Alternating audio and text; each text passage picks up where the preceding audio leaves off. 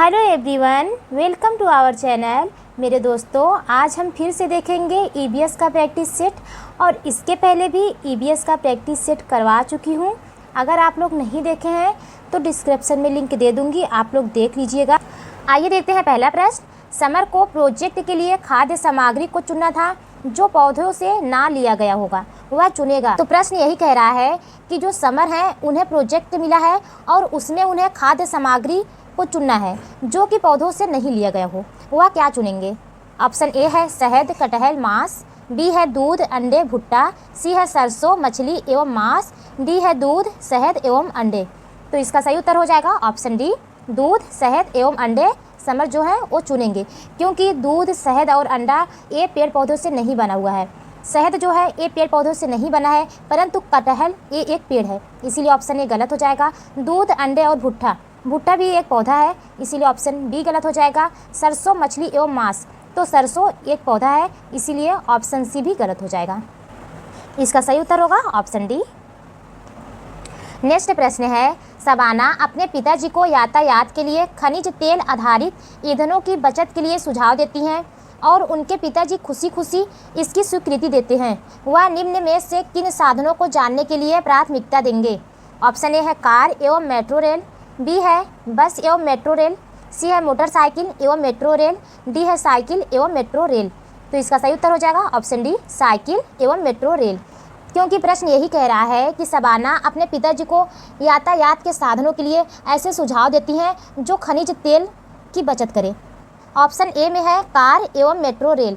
तो metro rail में खनिज तेल की आवश्यकता नहीं होती है, परंतु कार में होती है, इसीलिए ऑप्शन ए गलत होगा। बस एवं मेट्रो रेल, तो बस में होती है तेल की आवश्यकता और मेट्रो रेल में नहीं होती है, इसीलिए ऑप्शन बी गलत हो जाएगा। मोटरसाइकिल एवं मेट्रो रेल, तो मोटरसाइकिल में होता है तेल की आवश्यकता एवं मेट्रो रेल में नहीं होता है, इसीलिए ऑप्शन सी गलत होगा। तो साइकिल एवं मेट्रो रेल में तेल की आवश्यकता नहीं होती है, ये ईंधनों की बचत करते हैं, इसीलिए ऑप्शन डी सही हो जाएगा। नेक्स्ट प्रश्न है, राहुल केरल में रहता है, वह अपने घर के आंगन में निम्नलिखित में से क्या उगाता होगा। नारियल एवं टैपियोका, टैपियोका एवं सरसों, नारियल एवं कमल, सरसों एवं टैपियोका। तो इसका सही उत्तर हो जाएगा ऑप्शन ए, नारियल एवं टैपियोका। जो राहुल है वो केरल में रहते हैं और वो अपने घर के आंगन में नारियल एवं टैपिकोआ उगा सकते हैं। नारियल एक पौधा है और टैपिकोआ एक जड़ है, इसका आप ध्यान दीजिएगा, ये आलू के जैसे होता है। नेक्स्ट प्रश्न है, उस महिला वेट लिफ्टर का नाम क्या है जिसने अंतर्राष्ट्रीय खेल के प्रतियोगिता में 29 मेडल जीते हैं। ऑप्शन ए है वहीदा प्रिज्म। बी है बचेंद्री पाल। सी है सुनीता विलियम्स। डी है कर्णम मल्लेश्वरी। तो इसका सही उत्तर हो जाएगा ऑप्शन डी, कर्णम मल्लेश्वरी। कर्णम मल्लेश्वरी आंध्र प्रदेश की रहने वाली हैं और इन्होंने 2000 में ओलंपिक में कांस्य पदक जीता था। वहीदा प्रिज्म ये नौसेना में डॉक्टर हैं। बचेंद्री पाल ये एवरेस्ट पे चढ़ने वाली पहली महिला है, पहली भारतीय महिला। सुनीता विलियम्स ये अंतरिक्ष में जाने वाली प्रथम भारतीय महिला है जिन्होंने 127 दिन तक अंतरिक्ष में समय बिताया। नेक्स्ट प्रश्न है, मेढकों और कीड़ों को फंसाने और खाने वाला घड़पड़ी पौधा कहाँ पाया जाता है। मेघालय, मिजोरम, मणिपुर, महाराष्ट्र। तो इसका सही उत्तर हो जाएगा ऑप्शन ए, मेघालय। मेघालय में एक घड़पड़ी पौधा होता है और इसे नेफंथिस पौधे के नाम से भी जाना जाता है। ये पौधा मेढकों और कीड़ों को फंसा करके खा जाता है और मेघालय के अलावा ये ऑस्ट्रेलिया और इंडोनेशिया में भी पाया जाता है। नेक्स्ट प्रश्न है, नीचे दिए गए घरों के प्रकारों में उसे चुनिए जिसे भारी वर्षा वाले क्षेत्रों के गांव में रहने वाले लोगों को बनाना चाहिए। सपाट छत वाले बांस का घर, सपाट छत वाले पत्थर या लकड़ी के घर, बस के खंभों पर बने ढालू छत वाले घर, मिट्टी और उसके घर जिनकी ढालू छतें कटीली झाड़ियों से बनी होती है। सही उत्तर हो जाएगा ऑप्शन सी, जहाँ पर बहुत ज़्यादा वर्षा होती है वहाँ के लोग बांस के खंभों पर बने ढालू छत वाले घर बनाते हैं और ऐसे घर अधिकतर असम में देखे जाते हैं। नेक्स्ट प्रश्न है, भारत के किस राज्य या केंद्र शासित प्रदेश में पहाड़ों पर जंगलों के निवासियों की ग्राम सभा या पंचायत एक विशेष सभा में लॉटरी निकाल कर यह निश्चित करती है कि किस परिवार को उस साल खेती की कितनी ज़मीन मिलेगी। लद्दाख, हिमाचल प्रदेश, मिजोरम, झारखंड। इसका सही उत्तर हो जाएगा ऑप्शन सी मिजोरम। मिजोरम में जो ग्राम सभा के या पंचायत के जो लोग हैं वो वह एक लॉटरी निकालते हैं और यह निश्चित करते हैं कि इस साल खेती के लिए किसको कितनी ज़मीनें मिलेगी। और ये जो खेती होती है इस खेती को झूम खेती के नाम से जाना जाता है और ऐसे झूम वाली खेती मिजोरम में होता है। नेक्स्ट प्रश्न है, माउंट एवरेस्ट नीचे दिए गए किस देश का भाग है? तिब्बत, नेपाल, भारत, चीन। तो इसका सही उत्तर हो जाएगा ऑप्शन बी।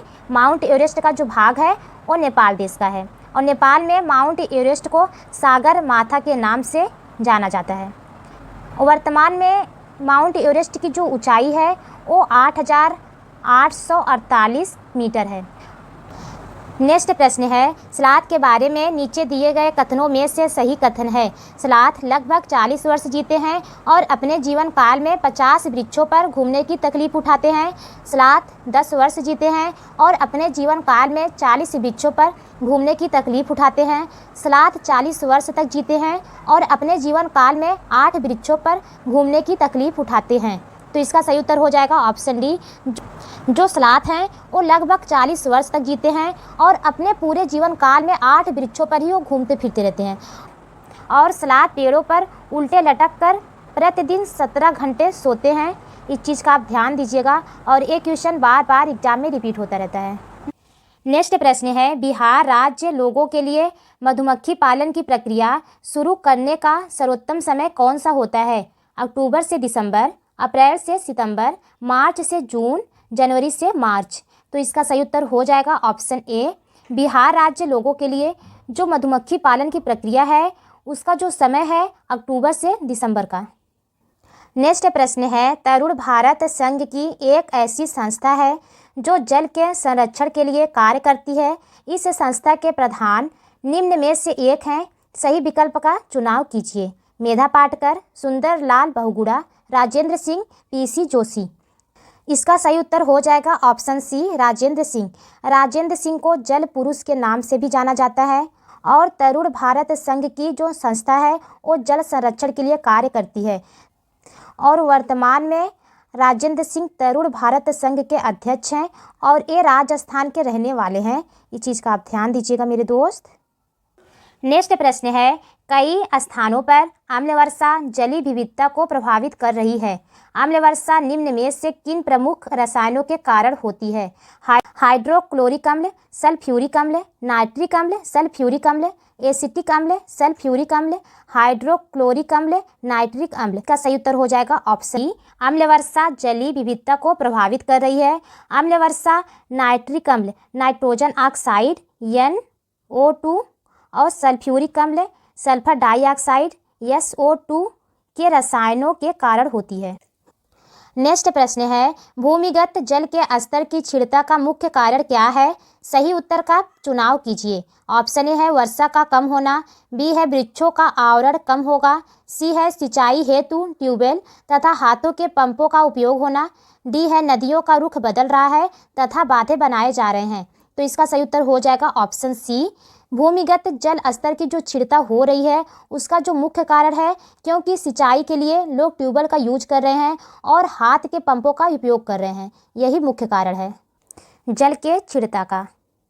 नेक्स्ट प्रश्न है, इनमें से जल के विषय में कौन सा कथन सही नहीं है? ऑप्शन ए है जल एक सार्वभौमिक विलायक है, बी है इसमें विभिन्न पदार्थों को घोलने की क्षमता है, सी है जल का घनत्व 100 डिग्री सेल्सियस पर सर्वाधिक होता है, डी है पदार्थ की तीनों अवस्थाओं में जल विद्यमान होता है।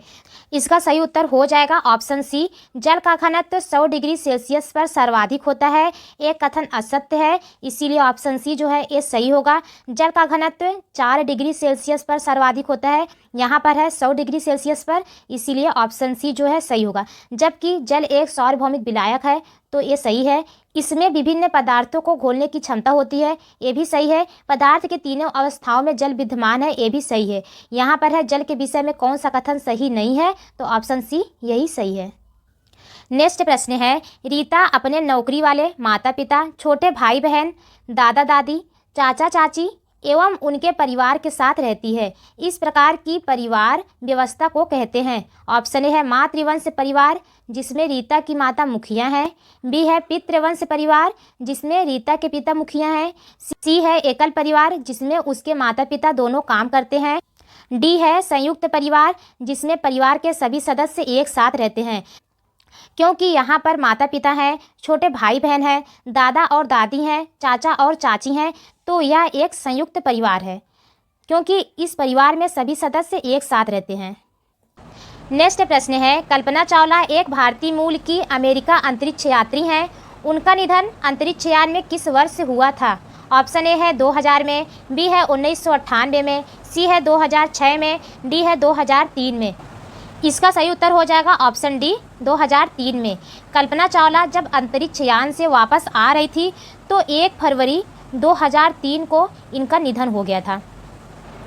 और कल्पना चावला भारतीय मूल की अंतरिक्ष में जाने वाली प्रथम भारतीय महिला थी। नेक्स्ट प्रश्न है, निम्न में से कौन सा मिजोरम का सबसे प्राचीन नृत्य है? सतरिया नृत्य, रौप नृत्य, गरबा नृत्य, चेराव नृत्य। तो इसका सही उत्तर हो जाएगा ऑप्शन डी चेराव नृत्य। चेराव नृत्य को बाँस नृत्य भी कहते हैं और इसके साथ साथ इसे बम्बू नृत्य के नाम से भी जाना जाता है, क्योंकि इस नृत्य में 4 लोग बाँस की छड़ों के विपरीत हो करके जोड़े में डांस करते हैं। इसीलिए इस नृत्य को बाँस नृत्य, चेराव नृत्य और बम्बू नृत्य के नाम से भी जाना जाता है। नेक्स्ट प्रश्न है, वैश्विक महामारी के समय डॉक्टर ने विटामिन सी के भरपूर भोजन ग्रहण करने की मात्रा को बढ़ाने के लिए कहा, क्योंकि यह दृष्टिवर्धक के निर्माण के लिए आवश्यक है। यह दांतों एवं अस्थियों को स्वस्थ रखता है। इसमें भूख बढ़ती है। यह संक्रमण के विरुद्ध लड़ने की ताकत प्रदान करता है। तो इसका सही उत्तर हो जाएगा ऑप्शन डी। वैश्विक महामारी के समय डॉक्टर लोग ये कहते थे कि आप विटामिन सी का भरपूर भोजन में उपयोग कीजिए, क्योंकि विटामिन सी जो है वो संक्रमण के विरुद्ध लड़ने की ताकत प्रदान करता है। नेक्स्ट प्रश्न है, भारत का सबसे बड़ा रेल मार्ग कौन सा है? ऑप्शन ए है कश्मीर से बेंगलुरु, बी है मिजोरम से गुजरात, सी है डिब्रूगढ़ से कन्याकुमारी, डी है महाराष्ट्र से मणिपुर। तो इसका सही उत्तर हो जाएगा ऑप्शन सी। भारत का जो सबसे बड़ा रेल मार्ग है वो डिब्रूगढ़ से कन्याकुमारी तक है। थैंक यू सो मच मेरे दोस्त, आज के लिए इतना ही प्रश्न। आप लोग प्लीज़ चैनल को सब्सक्राइब और लाइक कर लीजिएगा। मिलते हैं फिर नेक्स्ट वीडियो में।